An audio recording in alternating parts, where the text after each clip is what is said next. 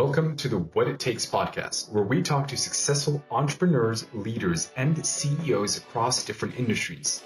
I'm your host, Darren, and in each episode, we're going to figure out how they got through difficult times, but most importantly, what it really takes to succeed.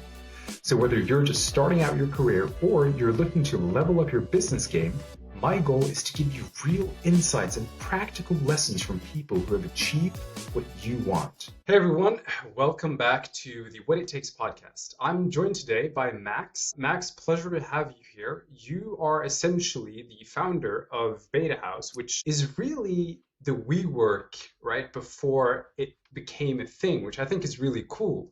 You were the pioneer, you were the one who started the co-working space in Germany. So very excited to jump into your journey, how you built this up, how you expanded now to 11 locations, but also the business model there. There's a lot of interesting stuff to dive into. But for starters, thank you for being here, my friend. Good to see you again. Hey, pleasure, Darren. Thank you for the invitation. Very nice to be here. Really excited. So, Max, talk to me a little bit about the founding of Betahaus. What is it really that you do today? What is it, and how big is it? Yes. Great. Thank you for the question. So, we started Betahaus in 2009. And that was more like, a lucky thing that happened to me because I was lucky to have good friends who were working on great ideas. And I was joining them in about 2007, 2008, because my education is that I'm a lawyer and that I was working by the time as a lawyer. And these friends always had questions about, let's say, the law in general. How could we do that? How could we do this? So I joined the group and we were actually thinking about different ways of how we could imagine to create a great working environment for ourselves, because each of us had like something which he or she brought to the table. And let's say the idea of creating a place like Betahaus came from the motivation to create a place which would cater into all these different kinds of skills and help us build our own network. So for example, in my case, I was working in a law firm and I was excited about it when I finished the university, but I found out quite quickly that if you don't have a network of clients, you probably will be writing lawsuits for somebody else. Yeah.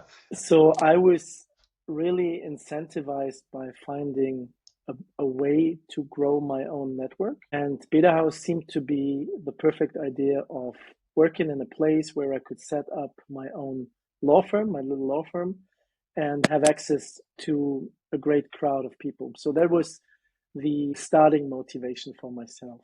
So it started as sort of a place where you could practice your law. That's what you're saying. For me, at least. And then meet other people as well.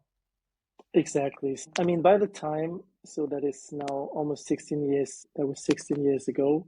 By the time you could work from an office if you were employed, it was possible to work from home, but let's say internet quality and these things were not really good. And you could also work from a cafe or restaurant or these kind of places, but all these places, the home office and also the cafes didn't provide for any professional infrastructure, no meeting rooms, no printers, no stable internet, no post service, nothing of that. So we wanted to create a place where you as a freelancer or a creative person could have everything that you would have in a normal office. And from an infrastructure perspective, and the same time, you wouldn't be alone. You would be connected to like-minded people who have different skills. And we were very much motivated by the idea that everyone could help everyone in the place. That's pretty cool. And so you have now, it's really a co-working space and it's 11 locations across Europe, right? And so you started this because what I'm hearing is as you started this, you were really pursuing a career in law. Yeah, I mean, I was quite young. So when we started that, I was 28. So let's say my career before wasn't super long, obviously. Yeah. but because studying law takes quite some time. I mean, that was the plan. I mean, I don't know how it is with you, but when you study something, you have like some kind of idea how a career in law could look like. And Mm. then when you hit reality, it might be Yeah. different from what Yeah. you expected. So I still love, the theory of what I studied and, all the things which are theoretically super interesting, but I Mm. was never at the point that I found my perfect place for that Mm. career, I have to say. And this is why it was easy for me at this point to switch careers. And, by that time, I didn't have kids. I didn't have a lot of financial duties. So it was also possible for me to start that path without big risk. So my Mm. feeling was always, if this doesn't work, I can always do something else. And it will always be enriching for me, whatever comes. So that was, Yeah. let's say, the mindset I had before I started it. And so, because a lot of the times an entrepreneur goes through this phase where they don't always know what business they're going to do. And, they might have started a career path, but then they feel a level of dissatisfaction or something else inside of them that's giving them this calling, like, hey, I got to Mm, follow this dream. I got to do yeah, this. Did you yeah. did you feel that when you started Beta? Was it like this pull, I or have was to it say, by yeah, sorry. accident? Yeah, somehow by accident, I have to say. So I have to admit that my friends, the co-founders, in the beginning, they had much stronger drive from an Mm, entrepreneurial perspective than I had. And I was actually, watching and learning. And sometimes I was really amazed. I was like, oh, they're so brave or so ambitious. And mm, that really impressed me, I have to say. And yeah. it really motivated me to, Uh-huh. to, to work with them and to go into that direction.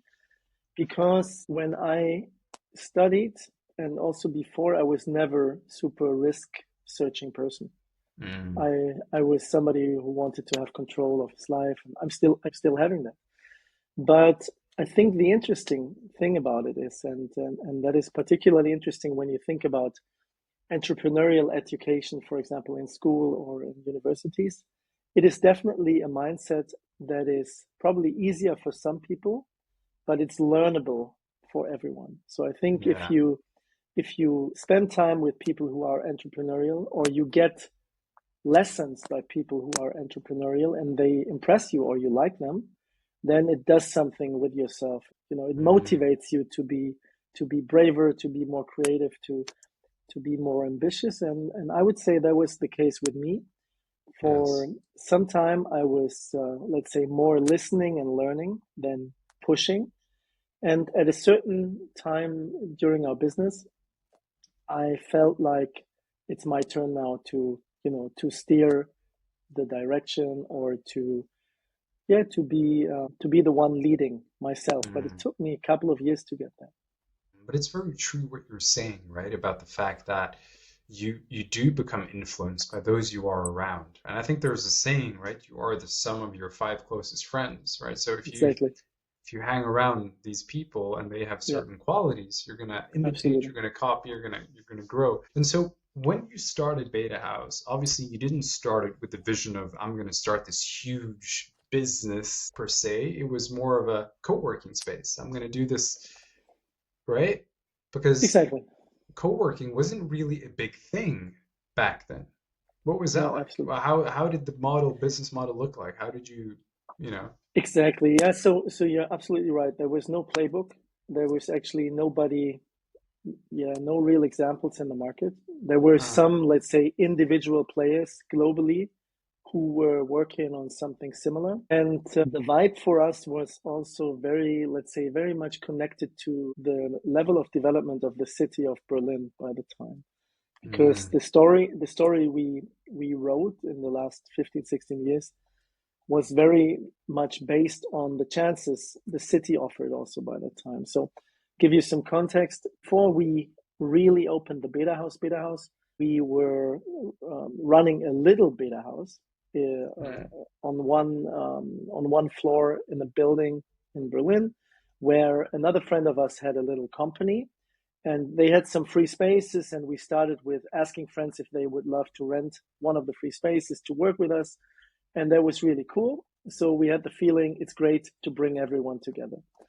And then we were discussing, and there was an opportunity to rent out, I think it was approximately, maybe it was like 1,000 square meters or even less, 800, in an old, not a factory, but let's say an industrial place in Berlin-Kreuzberg, so super central. And the landlord didn't have somebody to rent it. So by the time there was so much empty commercial space in the city that if you had an idea, you could just approach the landlord. What we did, and they gave us the space for quite a good price. So I think it was about 5 or 6 euros on the square meter. So we needed very little money to bring in that rent. And what we did is we took some very small investment from friends and family, and we used that money to build a cafe and, like a bar, and, to buy some furniture. There's like endless funny stories. So for example, we bought like 400 old chairs from the DDR, so the Eastern German part, finance ministry, 5 euros per chair. We drove there with a truck. We took the chairs and we put them in the space. So it was super bootstrapped, like your first flat, something like this, if you don't have money. And what I want to say, so the case was working just because the rent was cheap. We invited all our friends, and that was enough to get in the rent and very little money for us. So that was more like, that was never, not driven by any financial purpose personally at this point. So it was more, like, let's create a nice place where people love to hang out, and then we see what comes. And the story is also, let's say, cliche, because we founded the company with 6 people. That is crazy, right? So today we are only 2 people left from the original 6 in running the company. So what I want to say, it felt more like a collective than like a business thing to do. It's interesting though, and I'm happy you shared that with me, because I think a lot of people listening to this might have been like, oh, so you started Betahaus, you had this huge building with multiple floors, but in reality, it started off as first of all, you shared a little space, and then you were able to get a better deal for 1,000 square feet. So you paid what, 5,000 euro? Was it per month or per year? Exactly, something like this. That was per month? Yeah, 5 euro per square meter per month. That makes 5,000, right? Yeah. So 5,000 per month, and then you were able to kind of like just build this as this fun thing. And what I'm hearing though is that this really was more like a passion that you had. This wasn't, Absolutely. It was this fun thing. What were some of the biggest challenges that you faced during that period of keeping this passion going, and how did the transition go from that to an actual business? And how long did that take? Yeah, absolutely. Perfect question. So tons of challenges. No, so I mean, the truth is, and I don't know if this is something which could be applied to every kind of, let's say, collective project you start this way, but the truth is, it's impossible with one space to earn enough money that 6 people can live with it from it. So after quite a short time, we realized this is not going to work for all of us. And at the same time, the people who really dedicate time on it, they need to properly live from it. So it's better to have 2 or 3 people getting normally paid than having 6 people getting 1,000 euros a month, right? So that is something that happened, and that happened quite fast, that we learned that. But before I talk about challenges, I think it's important to say that after we rented this 1,000 square meters, we were lucky that most of the building was empty. So when we found out that there was more people than us who had a strong interest in joining a place like that, and it was not only, let's say, creative or freelance people, it was people from big companies, from institutions. So everyone was curious to learn what we are doing. Yeah. And we had the chance to just open another door. This room was full, open the door, put in some furniture, rent it out to more people. And step by step, quite quickly, we got to 3,500 square meters in the building. And obviously, that created a different income than what you could do on 1,000 square meters. So we started making some money. We also found out that people are not only interested in finding a workplace, but that there was a lot of people who were interested in hosting events in a creative place like this. So we didn't start with the plan to host events, but we quickly found out that this is a very interesting thing to do for others. So we started having an event business. And so because you were asking how was that turned into a business, just the actual growth in size meant that we needed to take control of what is coming in and what is going out in a more professional way, because the turnover just grew and grew and grew. And that made it important for us to get more professional as well. Yeah. And so we had this stable business or this growing business, and at the same time, we found out that our group is too big to run it. And then all different kinds of challenges came up. So, for example, because everyone was so curious to learn what we were doing, I think this is typical when you do a pioneer work, and it really felt like we touched a sweet spot, which was super interesting for everyone around. Every newspaper came, TV stations, every politician, dropped by, made pictures with the creative people, this kind of thing. And then more and more people from other cities approached us, and they were like, "Hey, great, what you doing? Can we do a Betahaus here or there?" And we were just not prepared for that. So we said, "Yeah, cool, let's do it. Why not? Where you want to do it? In Hamburg? Okay, we come to Hamburg next week. Let's talk." So a year later, we started a company in Hamburg. That was getting really complicated after a while. So another year later, we started a company in Cologne. Another year later, we started a company in Bulgaria. Another year later, we started a company in Barcelona in Spain. So, and that was really like a trip, like in a positive sense. It was like, oh, wow, what is happening? And at the same time, it was, there was just no real strategy behind it. We thought it's great that we are growing, and it's still great. It's amazing. We can bring the message into the world, but bringing it down to business, for example, if you want to grow into different locations, you can either have money, so you can hire people on the ground to do it for you, which we didn't have, or you can do joint ventures with people on the ground who are having ownership within the company. Yes. This is what we did. But joint ventures come with duties. So if you have a company with somebody else, you're expecting something, either money or whatever solutions or support. And we learned after some time that we cannot fulfill these expectations. We cannot be in Berlin running 2 locations and in Barcelona at the same time. That is difficult.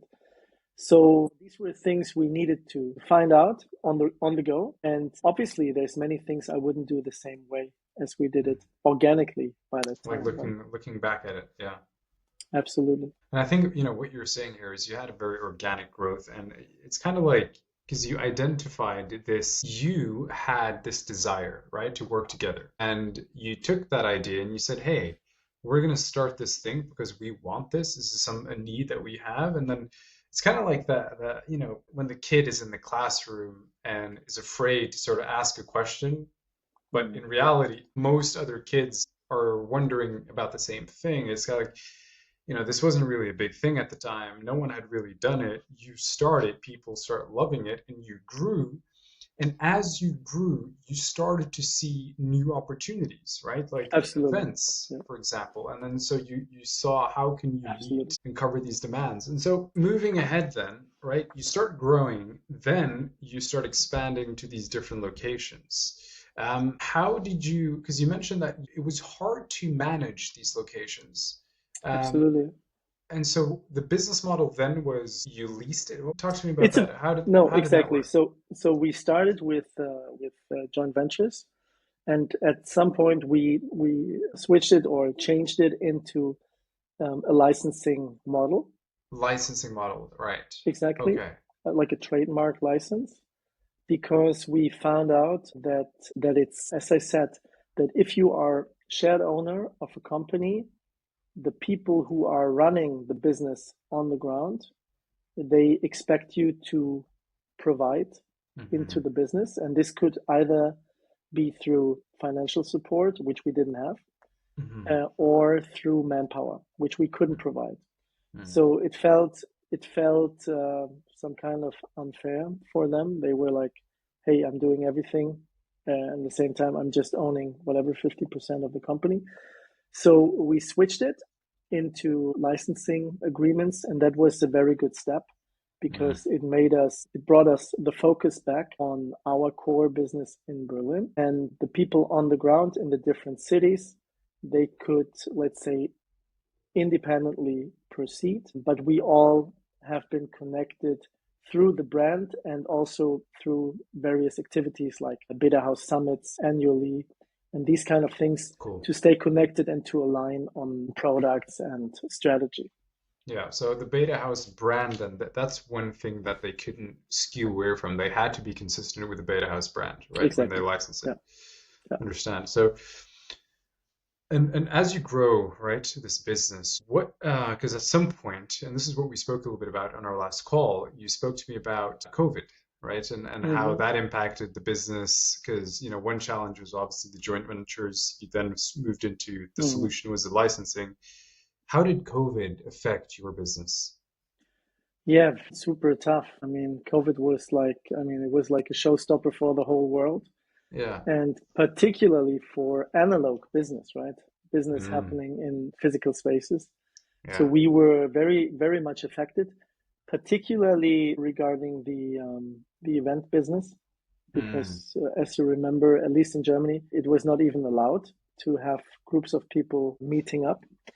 So we yeah. lost a That lot was, of money uh, during the pandemic. We had to close one location in Berlin by the time. mm, So we had two locations by the time. Now we have two locations again, but we had to close that one in 2022 because it just took too long, and mm, it was impossible to find a way to deal with the losses. But let's say it that way.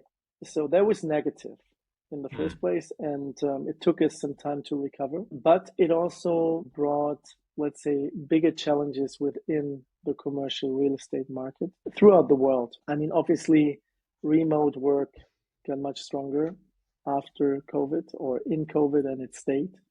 So the numbers of square meters which are rented in the major cities in the world has been decreasing since COVID, and I'm not expecting it to go back to the level where it was before, because even when companies keep the physical office, which most of the companies do, they limit the amount of square meters compared to what they had before. So if you have, mm, 2 days a week where everyone comes, you don't need 1,000 square meters. It might be enough to have 500. So what I want to say is the whole commercial real estate world got, you know, it really changed, and it changed into a very flexible approach.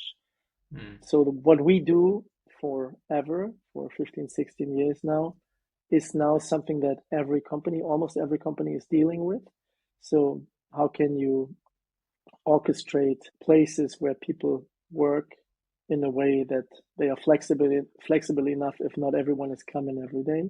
mm, What do those people want to do in the office when they come? If you come to the office on a Tuesday, you don't want to go there to check your emails for 8 hours, right? You want mm, to experience something in the office that you cannot experience at home. So it needs to be some kind of co-creation process. You want to meet your teammates. Maybe you want to talk to your boss, or have a confidential talk about your personal development. Whatever needs to be personal, and that is very interesting from a beta house perspective, because what it actually means is that people who go into the office 2024, and also in the future it will be like that, they are expecting something from a content perspective. So they don't go there because of they don't go there because the room or the chair or the table are so nice. Let's say most of them. So they go there because they are expecting some kind of content, which is enriching for them, right? There might be some of the things I said before, or it might be people who are using a Betahaus, a networking event, a place to present yourself and your business, a place to learn and get educated, a place to meet a customer or an investor. But it's not about the physical space so much. It's very much more about what is happening inside. And that was our narrative. Let's say that when I started explaining why we're doing that 20 minutes ago, I was also talking about content, opportunities to meet people, to grow your business, your network. So that was what we were doing all the time. Nobody ever visited Betahaus because the chairs were so comfortable, And I think because you were asking about the changes COVID brought, I think the physical space got much more or less important when we're talking about commercial real estate. What is happening inside the space got much more important. So the whole development is something which is positive for us because we had the belief that it's like this forever. But at the same time, it's also hard for the commercial real estate branch, because the product or the service as they knew it is not there anymore, at least not to the extent they used to have it. That was the company aspect. I want to know, how was it for you personally? I mean, you obviously had a stake in the company. Was there ever a fear of, you also had a family at this point, right? You had kids. Was there ever a fear of, I'm going to lose it all? Yes, 100%. And how did you deal with that fear? How did you get through that? How was that for you? Very uncomfortable.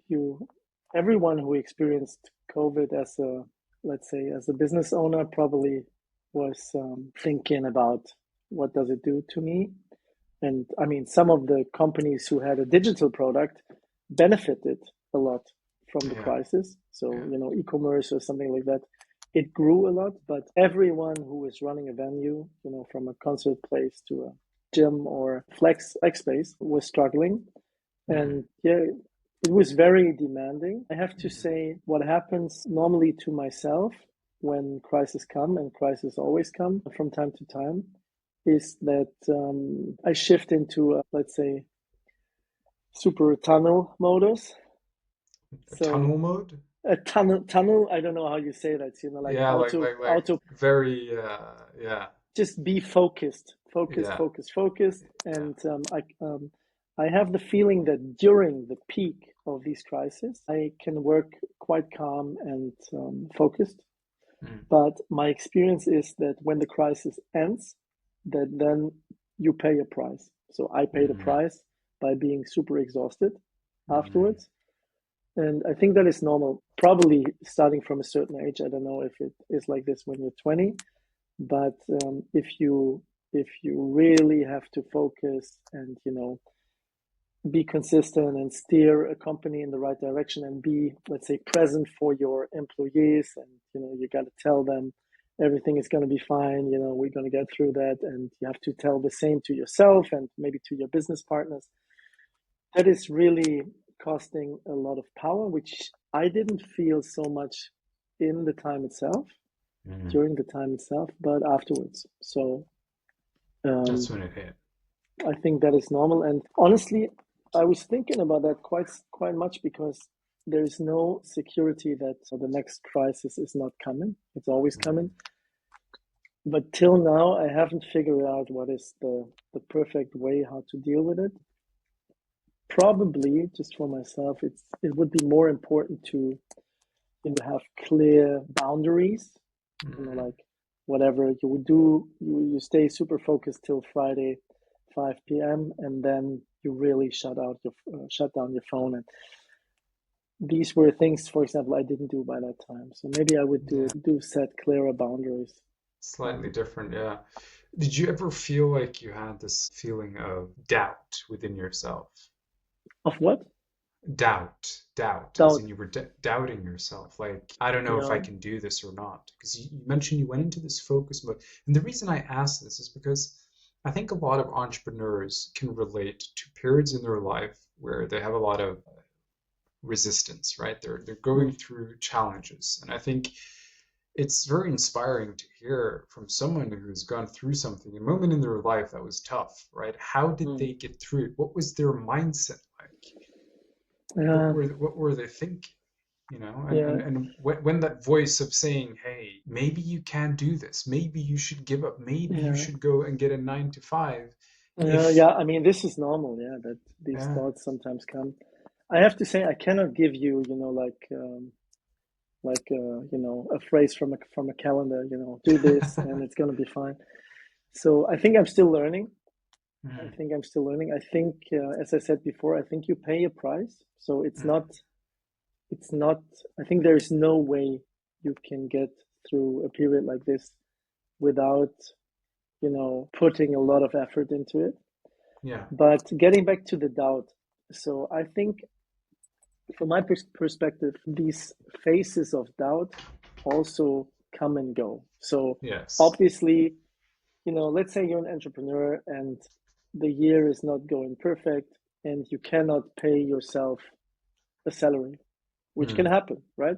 mm, So you just cannot pay yourself money because you have to pay your employees first. And I mean, there might be people who have 1 million on the bank, but if it's not like this, then, not paying yourself money is a problem quite quickly. mm, So mm, logically, if this happens, you are getting into doubt, right? You're like, damn, I have a problem now. What can I do? Can I borrow money somewhere? From whom can I money? When can I mm, pay it back? Does it make sense? So I think these are natural points where your belief in your own business is getting challenged. And I think it's mm, important because I think it's important to decide from time to time if you believe in what you're selling, right? yes, And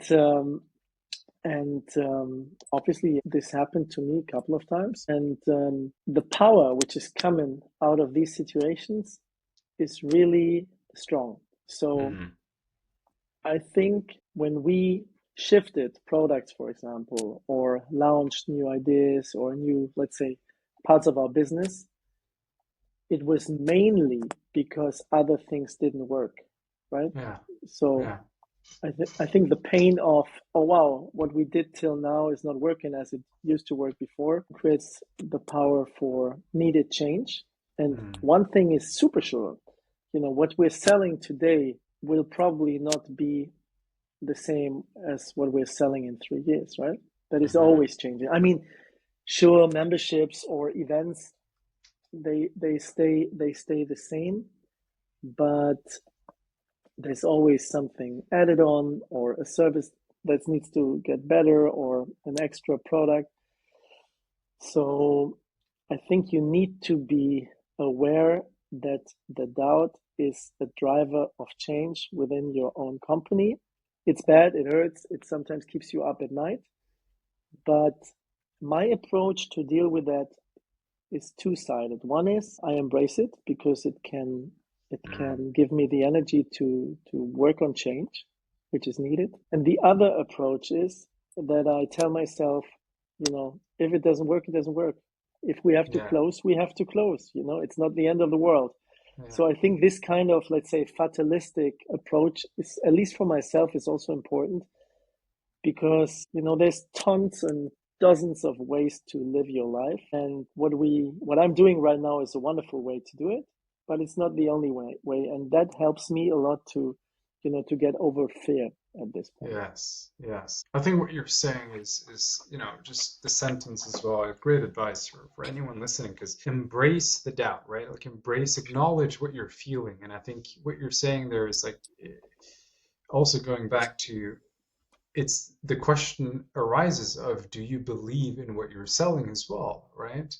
Is this Exactly. something that you think can actually help and impact people in a positive way? And if that's the truth, if you truly believe that, then I think a lot of that doubt is going to go away. And I think that it's about it's a combination of belief in yourself and also a belief in what you're offering to the community, to society, right? Agreed. And 100%. so, and so you go through this period, you push through, you focus, you're finished with COVID, and now you feel like this exhaustion. This, was it just, how did that affect you? And what Oh, was that like?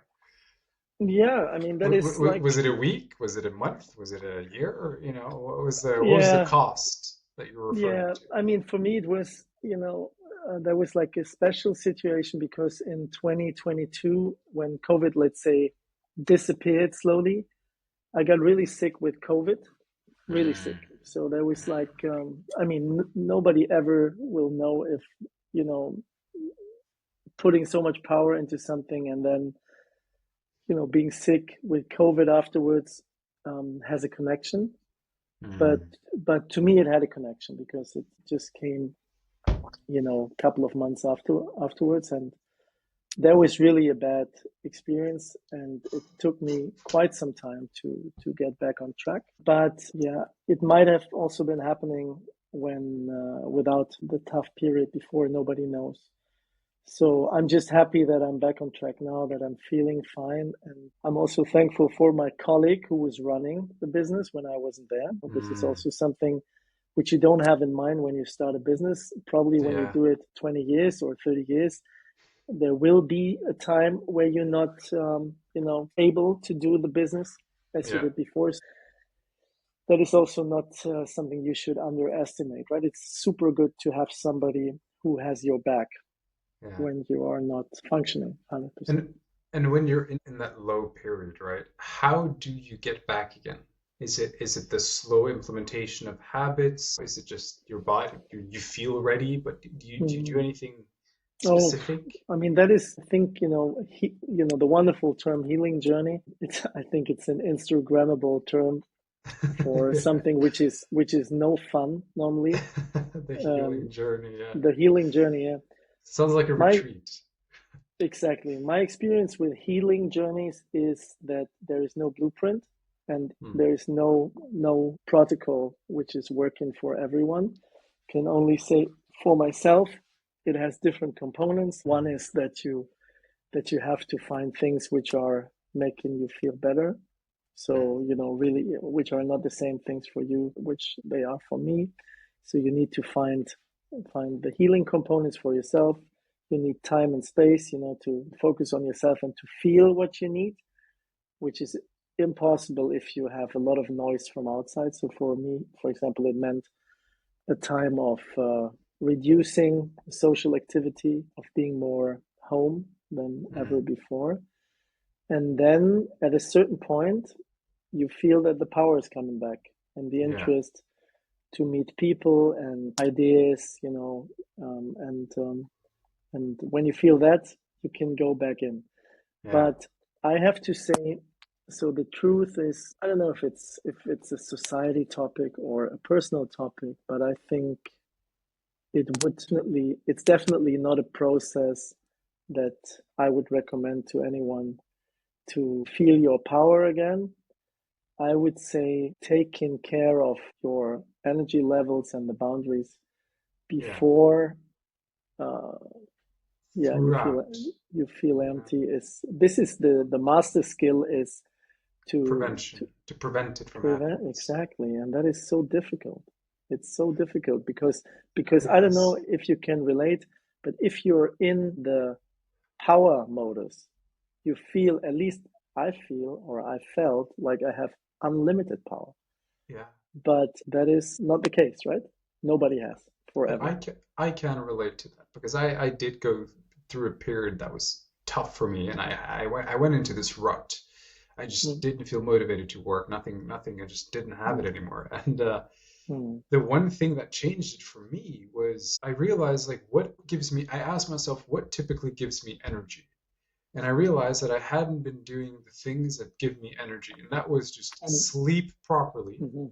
It was just Yes. going outside, exercising, and just eating healthy because I had Yeah. a horrible diet, junk Yes. food. I slept at 2, 3 a.m. Yeah. played video games, and I just didn't exercise. I said to myself, do these routines. Start Yeah. there. Just commit to doing that for a week or two. Absolutely. And I got a lot better just after 2 Absolutely. weeks. Yeah, Right. sure. And so it's true what you're saying, though. It is very individual. And it goes from person to person. But I think it's important to touch upon, because as an entrepreneur, you will go through challenges, and Absolutely. knowing what options are out there. It's like, this worked for that person, that worked for this person, this worked for this person. Okay, I have a couple of options, a couple of things that I can test out. I know that I should listen to myself, right? And so people are better equipped to deal and also prevent these things from Yeah, happening. But absolutely. but Max, I'm curious. For after COVID, obviously the business changed as well. There's the Yeah. co-working space. What was the biggest difference from before and after COVID? How did it affect the long-term effects of the business of the co-working space? Yeah, I mean, there's different factors. So what we can say is that, I was talking about let's say, the flexibilization of commercial real estate in general before. Mm. So that is like one, let's say, mega trend in commercial real estate, which is obviously paying into what we do, right? Yeah. So when you look into all the studies which are recently published about the future of flex office in general, they all expect the sector to grow by at least 10% in the next 10 years, right? So, Mm. which is a lot of square meters, and which is a lot of money in terms Mm. of, I mean, per year, right? 10%, 10%, etc. Yeah. Yeah. So we had a strong growth in the co-working business or co-working industry from 2009 till COVID. Then we had like a delta, and now it's growing again. And it comes with the societal change, which is paying into that. Mm. On a practical or operational level, the demands of people have changed, as I said it before. So, for example, if you have an office complex which is getting built, the expectations of tenants who might rent 500 square meters in this building would be that they have premises in the building which they can use complementary to their exclusive spaces. So, including meeting rooms, including workshop spaces, maybe including things like restaurants, gyms, etc. Right? Everything needs to be in that place, because, as I said before, if people come to the office, they want to experience something which is more than just a place to sit.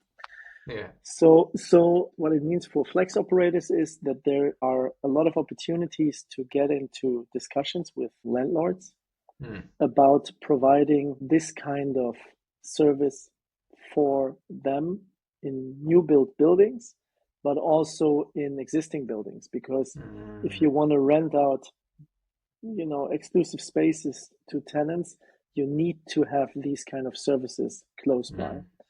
So that is creating business opportunities, and at the same time, it shifts a little bit let's say, the negotiation power from one side to the other, because landlords normally don't know how to provide these services. They haven't been doing that for the last 20, 30, 40 years, and that creates a great opportunity to increase and improve quality of the services towards the end users, because for the first time since I'm doing that, landlords and service providers like us are working together to increase the quality of flex operator services, right? And that is something different, because when you look into the past, the case was always somebody has a space, an operator comes like us, we rent it, we build in furniture, and we go into the market with that offering.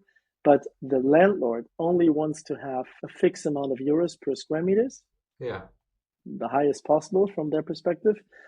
And the tenant, us, wants to have the lowest price possible, right? And in this case, the landlord doesn't care about the quality of the services towards the end users. And now we see a tremendous increase in so-called management agreements.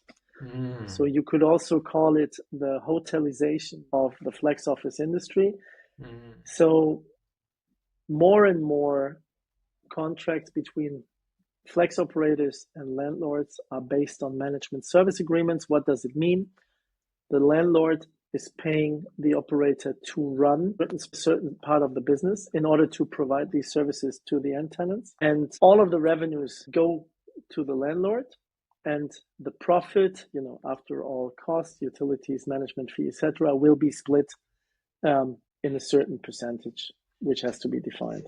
It's a little bit like I've seen this happening to a lot of duplexes, like buildings, apartment buildings, where they have these management sort of concierge Concierge, built yeah. built in, right? Like I didn't see this that often before, but Yeah, most apartments, especially when I lived in London, this used to be almost every new building that was built had that.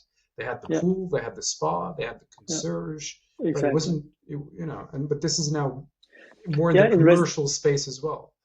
exactly. So in Hmm. residential, I mean, the case is probably comparable because these companies who were offering or are offering the concierge service, they also get paid by the landlord Yeah. because and the landlord probably, the landlord in residential it's a little bit different because probably €1 of the rent of every tenant in the house might be used for, the concierge service.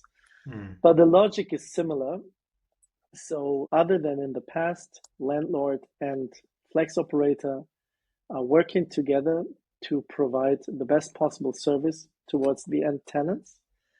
And it's also an option for somebody who's, for example, building a 10,000 square meter business building, that €1 or €2 of the rent per square meters for the exclusive spaces Mm. are used to pay the operator who's running the ground floor or the ground floor and the first floor. Right. And the better the services. So what we classically do is, workshop space, creative space, meeting rooms, Mm. lobby, front desk, these kind of things, maybe some, cafe or restaurant thing, but Mm. it could be also supported by sports facilities. It Mm. could be, everything that makes your life better and which Yeah. makes you want to spend more time in a building. Yeah. A commercial building is good, right? Yeah. Yeah. So Yeah. this is also part of your vision now. It's to focus on buildings like this because I assume you're not going to slow down. You're not going to be like, okay, we're here with Beta House. We're going to stay here Yeah. forever. Obviously, you want to grow, Yeah, we want to right? grow, and I mean we grow slow, right? So Hmm. it's not, we don't have to have 50 locations in 3 years, and because Don't also don't after, don't crash like we crashed, huh? yeah, yeah, no, we will not do that. But it's also about location. So after Mm. COVID, getting back to that point, people expect to have the locations very central, because when you come into town and you go to a place where you work for a day, 2 or 3 per week, Mm. you want to be, good connected to Yeah. public transport, or however you travel. So location is very important. So we would only take good positioned locations in Mm. the right places. But I believe that this change in the market, as I described it before, gives a lot of potential to flex office providers like us who Mm. know how to create valuable content for the audience Yeah. and who know how to create, the right physical infrastructure to Mm. pay into the client needs, as I described before. And I'm actually looking into partnerships with landlords who have understood this, Mm. who are willing to team up with us, and who understand that if we do it right together, the clients will have a much better experience than before. Mm. And from a financial perspective, it can be much more interesting than just getting a fixed rent. Because if this is working well and the occupancy is high, landlords earn much more than what they did in the Yeah. traditional model. Obviously, they have to get into entrepreneurial risk as well, Yeah. but that's life, right? We do the same. Yeah. And so how does that process look like? I mean, is this the next step for you guys to find a landlord you can partner with Yeah, who understands this is the next stage for you, the goal in 2025? we are in the middle of it. I mean, Oh, we are running five of these 11 locations are run under management agreement, so mm, it's almost 50%. I'm having talks about it almost every day, but mm, I really want to have good locations, and not every landlord is ready for it. So some mm, are waiting for, let's say, the old times, good old times to come back. I don't know if they will come back. I don't see it right now. I see companies like Amazon bringing back the people to the office. So there might be, you know, a higher occupancy in the traditional model coming, but I don't believe that it's getting back even mm. close to where it was before Yeah, COVID. yeah. So I have the feeling that the pressure on the landlords is getting higher and higher, Mm, and the understanding of what it takes to to make the right shift and to team up with the right partners in order to be successful in the market is something that is just a matter of time from my perspective. And Max, just to close it off here, if you can reflect on some of the key takeaways that you've had from your entrepreneurial journey, maybe some advice that you would give to anyone being an entrepreneur, wanting to become an entrepreneur, or even wants to get into the co-working space and make a future Mm. for themselves there, what would you share as your key takeaways? Yeah, I think honestly, Darren, I haven't prepared that point, so I have to uh, think about it. quick on But your feet, yeah, what would you say? I try to be spontaneous here. No, so what I think is very important, give yourself a chance to get in contact with your entrepreneurial you, Hmm. because I believe most of the people, I mean, maybe in our bubble, it seems like a lot of people have, you know, have been in contact with entrepreneurs or entrepreneurial ambition. But the Hmm. truth is, in society in general, most of the people never give themselves a chance to try out if this is something for them. So, Hmm. because when you study and you don't study entrepreneurship, you don't get a clear option of what it will look like to start your own Hmm. company. Still, the numbers are crazy. You know, 80% of the students, when you ask them, want to work either in a big corporation or for the state, right? That is always the answers. Yeah. So give yourself a chance to learn and feel if this might be an option for you. I Hmm. think that is very important, because I can say for myself, that was a really great shift in my life. It didn't come planned, but I gave myself the chance to jump into it, and I liked it. So Yeah. that was important. Yeah. And don't expect yourself to know everything how it works being an entrepreneur, because I'm doing that for 16 years now. I don't know it. I don't know if I know what it takes next year, right? Yeah. There will be Yeah. new things coming. So, positively said, keep learning, keep listening, stay open, and yeah, what else? So I think these two things are very important. And yeah, I believe it's a very, if you have the chance to try it out, and I can only speak for myself, Hmm. it can give you a very self-determined free way to live. Hmm. And at least for myself, that is very important. That's amazing. Max, thank you so much for joining Thank you, today. Darren. It was a pleasure, Thank man. you. Thank you. Thanks for hosting me. It was amazing. Thank you.